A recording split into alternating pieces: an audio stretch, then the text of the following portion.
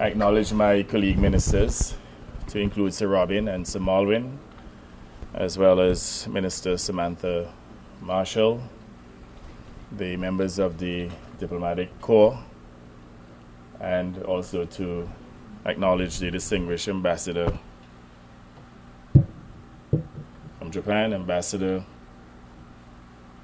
I'm trying to find the name here on the Yutaka, Ambassador Yutaka, the management and staff of APUA, other distinguished ladies and gentlemen. I'm delighted to be here today. Initially, I was down to give brief remarks, but I presume that since I'm the last speaker, I'm expected to speak a lot. But then again, the constraining issue here is that we need to turn back on the water. That's right. So I'll be as brief as I can. Now, I want to start by thanking the distinguished ambassador from Japan, and certainly the government and people of Japan, for this gift of a reverse osmosis plant, which will produce over 400,000 gallons of water daily, and which has been producing over 400,000 gallons of water daily, assisting residents and even farmers and other users within the southern corridor. We are eternally grateful for this contribution, and Japan has been a very reliable partner to the government and people of Antigua and Barbuda. Their contributions would have spanned several areas of our development, but perhaps the most notable contributions that they would have made during the last 2 decades would have been the fish landing and distribution facilities that were constructed throughout the island as well as on Barbuda. I believe that they would have spent well in excess of $100 million assisting us to build out the fisheries infrastructure here in Antigua and Barbuda. And Ambassador, you can be assured that Antigua and Barbuda will continue to be a very reliable partner with Japan and other allies in the international forum as we collaborate on various international issues to include the issue of climate change and, of course, reform of the United Nations and other global issues. I mean, Antigua and Barbuda will not be a fair weather friend. We stand fully with our developmental partners, and Japan certainly has been one of our most important developmental partners. In fact, Japan, within the last few years, would have helped us to the tune of about $8 million US. So, for example, when Barbuda was decimated by Hurricane Irma, we got a grant of $2 million US to assist us to acquire equipment to assist with the recovery. We also got a contribution of approximately $2 million US to assist with the management of Sargassum, and I believe perhaps later this year we will get the equipment associated with that grant. So evidently the government of Japan has been very responsive to our needs, and the most recent grant is the plant whose opening we are celebrating today, or handover we are celebrating today. Now, the issue of water sustainability has been a major issue. In fact, it's an issue that existed in Antigua and Barbuda from time immemorial, and you would have gotten a brief history from Minister Robin Yearwood. As you know, within the Antigua and Barbuda Labour Party, we have a lot of institutional knowledge. So while others seek to spin and to fabricate stories, you will get the truth and nothing but the truth from us. But let me just add a little to the history so that our people could understand precisely where we were back in 2014. When we came to government in 2014, within the first few days in office, we had a visit from the manager of SEMCORP, that was the sole water distribution facility on the island. And they indicated to us that they would have discontinued the water supply because at the time the government had owed them $22 million without any credit terms. So I had to give an undertaking to the people of Antigua and Barbuda and to SEMCORP that within a matter of 14 days that we would have increased the water supply. I mean, they've responded to say that I had promised to resolve the water problem within 14 days, but we all know that is not true, and no evidence, no information, no publication, no tape could be produced to that effect that I promised to resolve the water problem in 14 days. At the time, Sembcorp had a capacity of about 3 million gallons, and they were deliberately curtailing the water supply because of the $22 million that was outstanding. We also inherited an APA that was literally on the verge of bankruptcy. APA could not pay its bills. APA, as I said before, owed Sembcorp $22 million of water without any credit terms. In addition, they owed Western Oil Company $89 million for fuel without any credit terms. And Western Oil also had in its possession at the time another $8 million in bounce checks. In addition, APA owed the Hadid group of companies, or to be precise, APC, approximately $46 million at the time, and again without any credit terms. I want you to understand from whence we came. So things were so bad in the country under the UPP administration that we could not even pay for water. So we had to do two things. We had to give an undertaking to Sembcorp to keep their bills current and at the same time to eliminate the arrears. So can you imagine that we came into government with a country that was literally on the precipice of disaster, could not even pay for something as basic as water. And we not only had to commit to pay on time, but we had to clear the arrears. But we did. So you can understand that our first 18 months in office, we could not contemplate investing in the expansion of the water supply because we had no money. However, we were able to raise sufficient resources to the extent by 2015, we ordered our first water plant, which was installed in 2016, and that's the Pigeon Point facility. And at that time, the priority was to save our yachting industry because the yachts were complaining that they could not get fresh water and that they would leave and go to St. Martin. Then, in 2016, we invested in yet another plant, and that's the Barnacle Point plant, which produces between 1.7 and 2 million gallons of water per day. But by 2019, we recognize that the issue of climate change is such that we will be faced with persistent droughts. And we recognize, too, that the drought would have protracted. What we did not know was that by 2021, that we would have experienced the worst drought in the history of the country. Since we have been recording stats back in 1928, there's not a single year in which we would have had less rainfall than in 2021. And a lot of people do not understand that this country is currently experiencing the worst drought in the history of the country. Now, when we projected back in 2016 the requirements of the country, we felt that we had to have a balance between freshwater sources as well as reverse osmosis water, because the issue of cost was very important. So we wanted to have sufficient reverse osmosis capacity as well as fresh water so that we can supply the needs of the people, but at the same time to have a cost-effective production of water which would not force us to reduce the cost of water. Now let us not forget too that at $22 per 1,000 gallons, that Antigua and Barbuda up to this day, notwithstanding the scarcity of water resources, has the lowest water rates perhaps anywhere in the world. At $22 per 1,000 gallon. In fact, generally speaking, when you price a product, you price it based on demand. But we understand the importance of keeping the price of water down, and that is why we have not changed it. But I'll say to you, it will change at some point, and I'll tell you why. But not very soon. I mean, the situation with COVID is such that there's no way we're going to increase water prices at this time. But as part of our water conservation, we will have to increase the price of water beyond a certain volume of consumption, because that is part of the problem. The profligacy in the use of water in this country is part of our problem. It's not just the drought, it's also the profligate use of water. But I'll expand on that a little.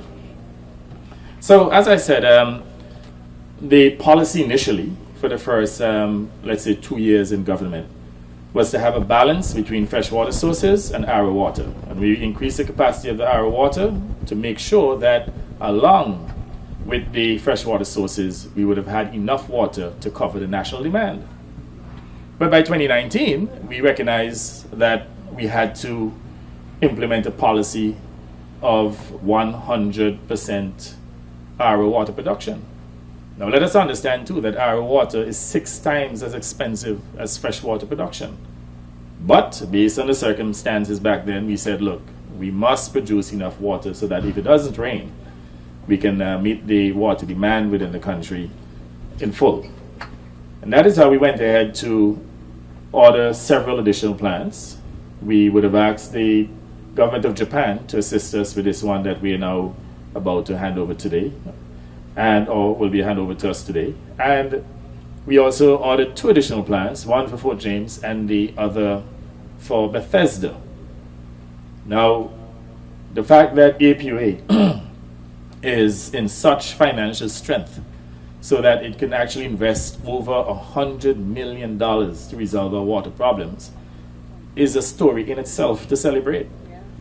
Because let us not forget that as recent as 2014, APA could not pay for water and racked up a bill of $22 million.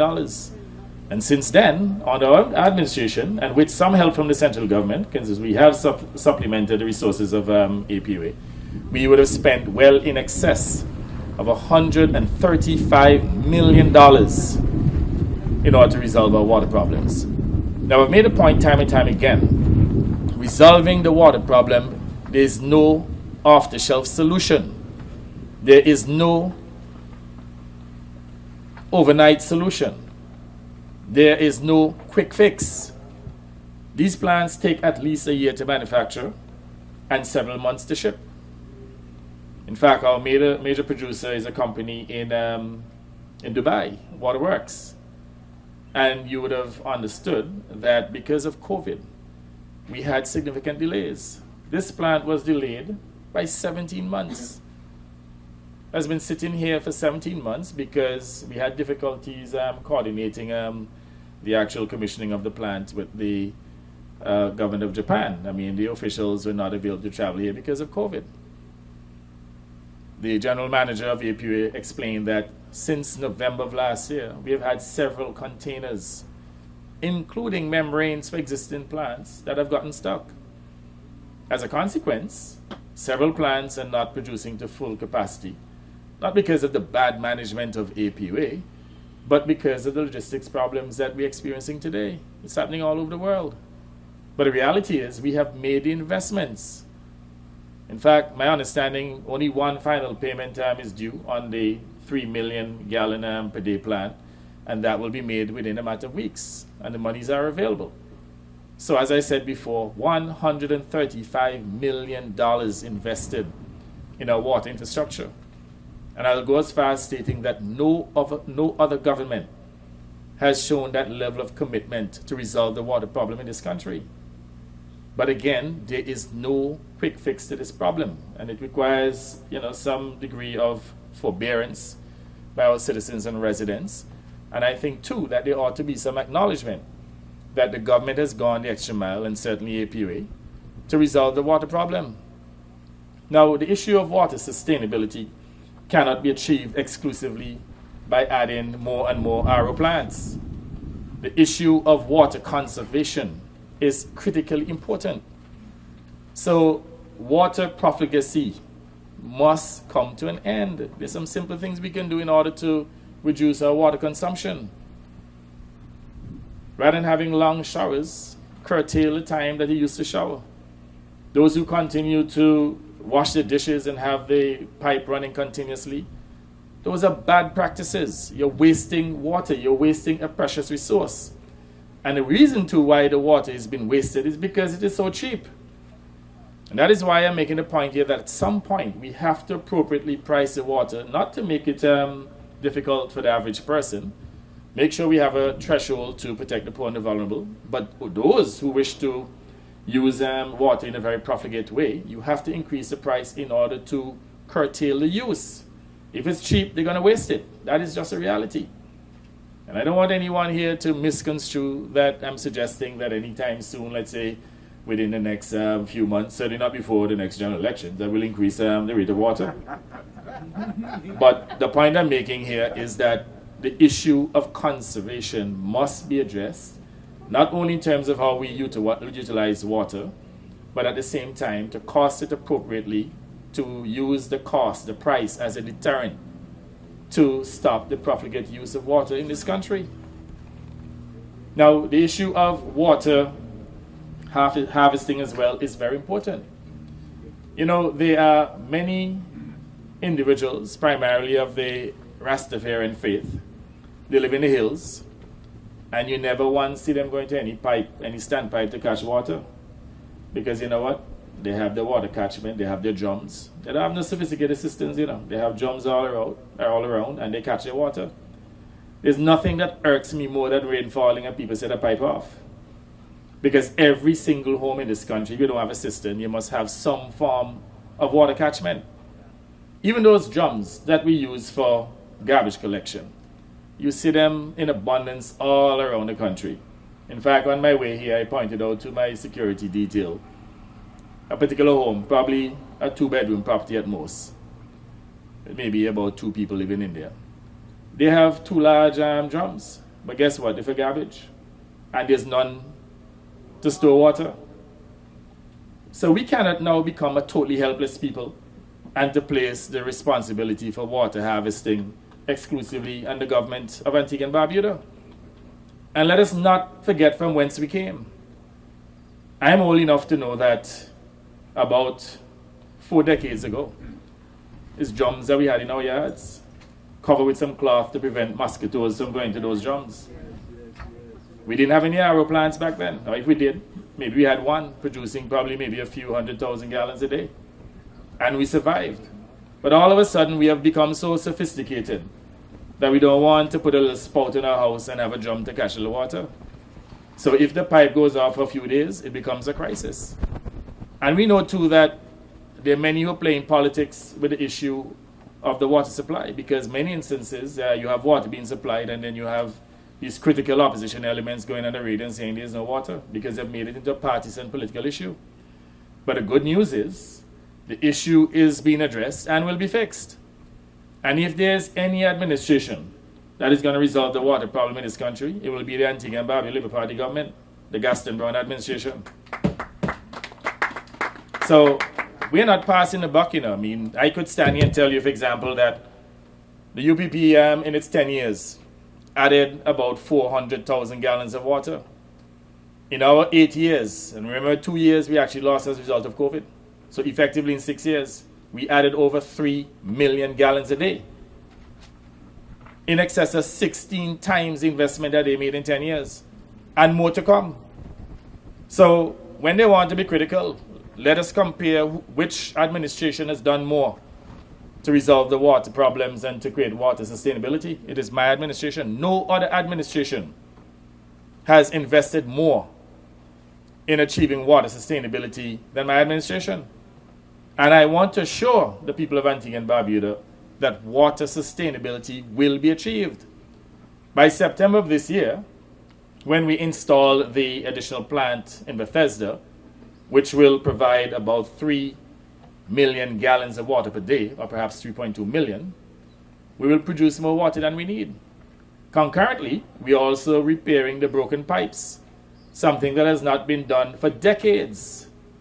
So here you are with an administration taking responsibility for the neglect for several decades, because let's face it, during the Severe administration, there was a water problem. During the Celeste's administration, there was a water problem, under the Baldwin Spencer administration. But which administration has really tackled the problem in a serious way? It is my administration. So I don't know why people want to shame us politically on this issue. They can't shame us when we're fixing the problem. But as I said to the people, we understand your frustration, but it will take time to resolve the issue. And all we ask is for some forbearance. We don't have any control over the supply of these equipment. Chances are, even the plant that we expect to install in September, based on the logistic problems that we have globally, it could be delayed. We hope not. But these are the realities that we are faced with. The issue is whether or not we have made investments. And we have. And we have made sufficient investments to resolve the water problem. But we also have to understand, and just to reinforce the point of water conservation, if we don't conserve water, then the issue of water production will become a moving target. Because the more water you waste is the more water you have to produce. The more water you have to produce is the more investments you have to make in additional reverse osmosis plants. So let us help ourselves and let us understand that part of the problem and part of the solution is the issue of water conservation. There are states in the United States, the richest country on the planet, a state like California, they're rationing water. Why would people in Antigua and Barbuda, a developing country with very limited resources, very limited human and financial resources, why would they think that Antigua and Barbuda should not ration water? What type of illogical behavior, what type of illogical thinking is that? We're smart people. We've spent tens of millions annually to educate our people. And we expect our people to think rationally and behave rationally and to be reasonable. You can't ask a government to resolve your water problem tomorrow when it takes at least a year to order a water plant. And every year, practically, barring the 2 years of COVID, we have ordered at least one water plant and installed at least one water plant per year. In fact, we have just taken the decision to increase the capacity here to 1.2 million per day. And Fort James as well, as the Minister Robin Yearwood indicated, we will be doubling the capacity. We have already made the order yesterday. So whereas I said we spend under $35 million so far, you may recognize that eventually by the time we finish, this will probably increase to about $200 million because of our commitment to ensure that we have sufficient water. Now understand that the water that we're producing is not exclusively for human consumption, but we want to produce water also to deal with the issue of producing food crops. Because as Minister Marshall indicated, the issue of food security and nutrition is very critical. It is one of the priority areas for our administration, and we want to make sure that our farmers can produce more food. But in order to produce more food, clearly need water. And with these persistent drought conditions, then evidently we have to produce more water and at a cheaper price, and it's going to be RO water. Already, we have reduced the price of water for farmers by 25%, and by September of this year, when we get an additional plant, we will be reducing the price further to 50%. In fact, I would like to see a situation in which we produce excess water to the extent that farmers probably only pay about 10 cents per gallon for the water. I know this comment may not necessarily sit well with Sir Robin, but you have to understand the importance of food security, and that the cheaper you provide water, better for our farmers. Increase the water supply so that we can increase our food production. But ultimately, as I said, it requires a collective effort of all of us. It requires some level of tolerance.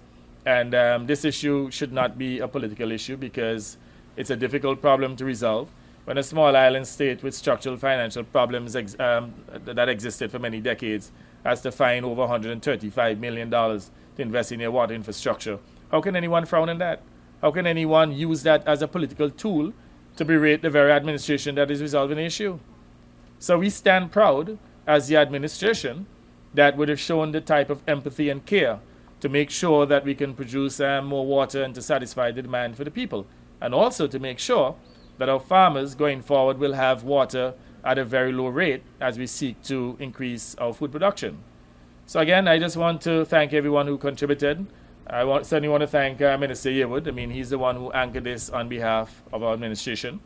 And again, as a senior minister, there are many other contributions that he's making. I'm aware, too, that the problem that we've had with broadband services, providing good quality broadband at a reasonable price, that has been pretty much resolved.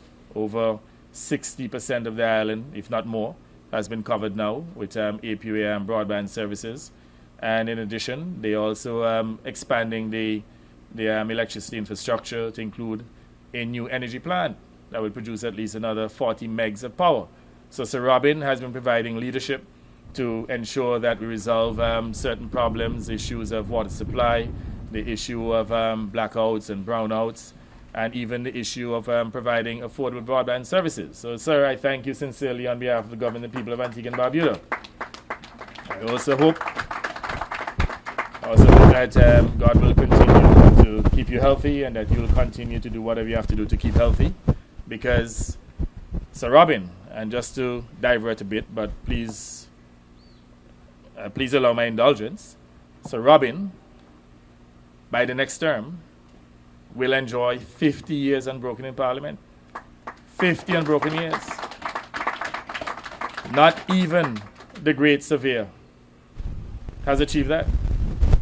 So you're looking at a national icon, someone whose contribution should be celebrated, And I want to celebrate you now, sir, now that you're still strong and vibrant, to tell you that the government and people of Antigua and Barbuda, we appreciate you. We appreciate your contribution. Yeah. Anyway, I'm sure they want to turn back on the pipe, so let me just conclude here by thanking the management of APU as well. Mr. Martin, I'm sure at some point, and you guys need to get out there in the radio and tell them what went down, you know. Because at one point, as I said, you couldn't pay for basic services. Today, APUA is turning a profit, thanks to the interventions that we made. And let me tell you now, a government is as good as its leadership. You have poor leadership, even competent people cannot perform. And if you don't believe me, ask Mr. Martin and his team at APUA. Anyway, thank you all very much for coming. Blessings.